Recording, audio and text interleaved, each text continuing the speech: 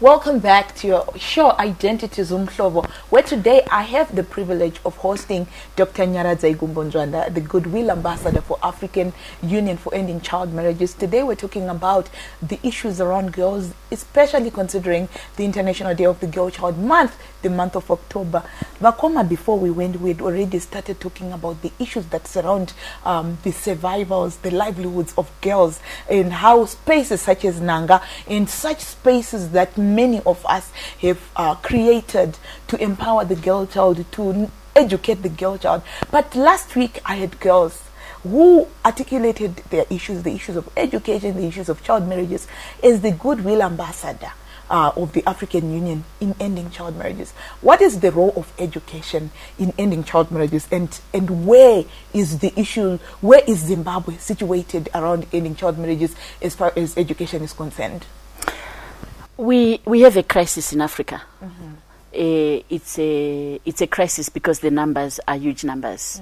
What we are calling child marriage is actually sexual exploitation, rape, abuse of girls.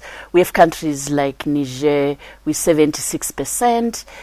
Here, when we come to Southern Africa, you have Mozambique around 40% prevalence, Malawi around 47%. But equally in Zimbabwe, whilst the national average is around 32% prevalence, I come from Mashonaland Central with the highest prevalence, and in some districts like Mbire and others, it's as good as 55%.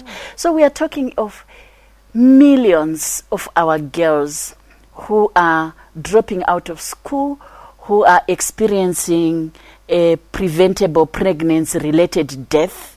We call it mortality, maternal mortality, but we're actually having our girls dying. We're talking of millions of our girls who are at risk and vulnerable to HIV, to STIs, and just the loss of economic opportunity for the countries. So what we're talking about them individually, yes, economically, so individually, it's the nation. And what is also painful is that Africa is not poor. We are very rich.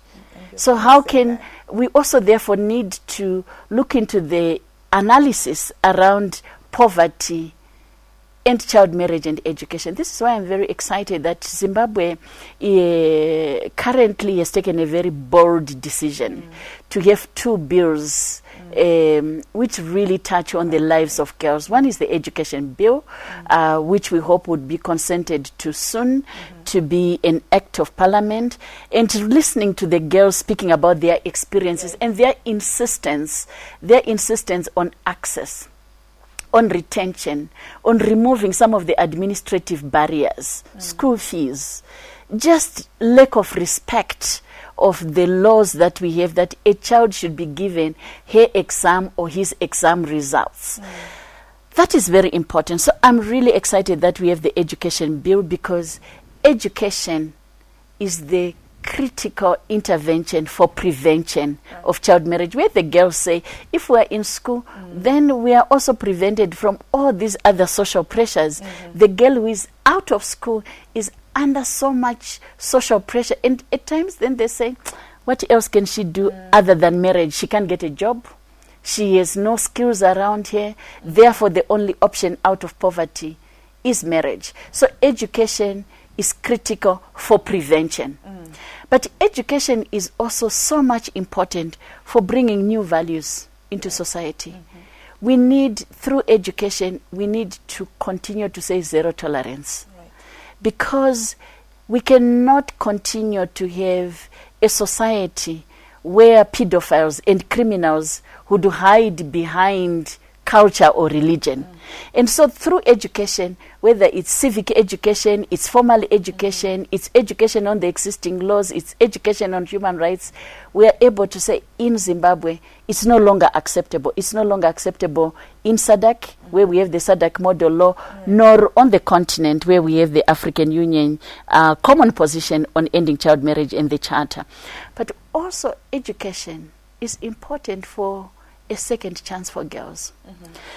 The girls want to rebuild their lives. They want to have another opportunity. the principles of education is a right for all children, irrespective of their social and economic status.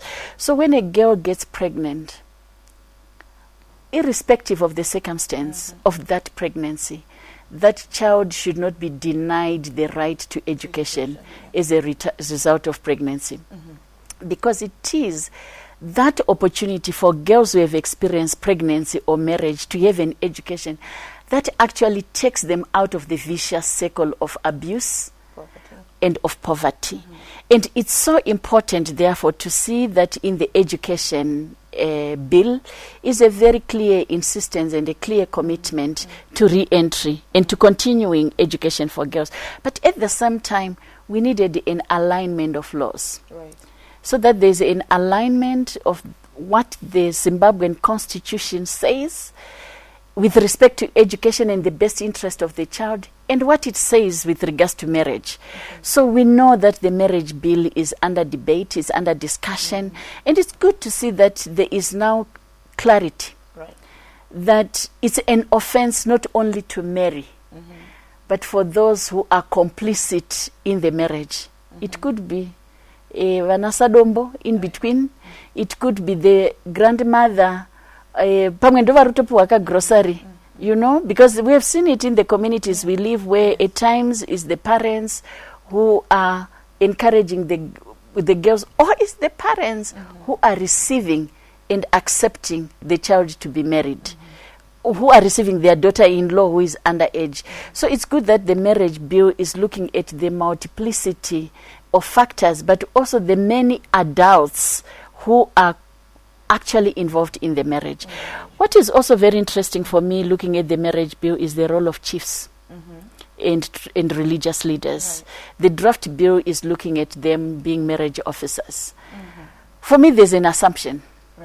An assumption that where religious leaders and traditional leaders have been complicit, the tables are turning, because it means they have to be accountable. But it also means they have to be trained. We also would not want to see that same religious leader who gives blessings on one weekend for people to marry is the same who is saying it's, so there has to be coherence. So we also need a huge amount of training, certification, and also just saying for anybody who is supposed to be solemnizing a marriage, it's an offense if they are also seen themselves to be promoting the same abuse. So I think the link between education and child marriage is crucial, both for the girls themselves, but also for society. For the society. And I think you touch on a number of issues around the issues of who is responsible, the parents or the guardians, those who are receiving, those who are sending. So it's no longer about the guy who took the child or the men who took the child. It's about those who participated. If you participate in marrying off a child, then you are part of the crime against the children, as well as you're also then touching to say that when children are in school, then they are more protected from child marriages. You've touched also on retention of children to be in school, but also the issue that when a child is married off, or when a child is not going to school, whatever forms of vulnerabilities they have, it actually affects the future person. Do you think that women are shaped by school or by their experiences in moving forward, whether they've been married young or they've been married young or they've not had a chance to go to school, they're staying at home? Does it touch on their mental health? Does it touch on the kind of a woman they become in society or in leaning into opportunities? I think we also need to definitely I'm here. Yeah. Because I managed to then finish my secondary school in my village, and then to be able to go to law school.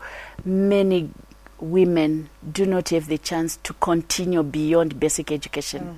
So for me, it's more of going beyond basic education.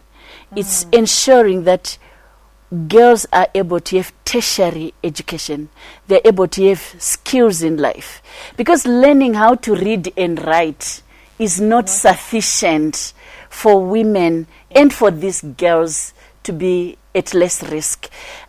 I Yeah. want to come back to that point, Bakoma, when we come from the break as we conclude the show. I really want us to then say, what is the importance of education? Why should we discourage our girls from marrying young? Citizens, this is a conversation with Dr. Nyaradzai Gumbonjanda, the African Union Ambassador of Ending Child Marriages. She's also the CEO of Rozaria Memorial Trust, an organization that empowers and educates and just advocates for the rights of girls and young women. Do not go away, stay with us. When we come from the break, you will hear more from her.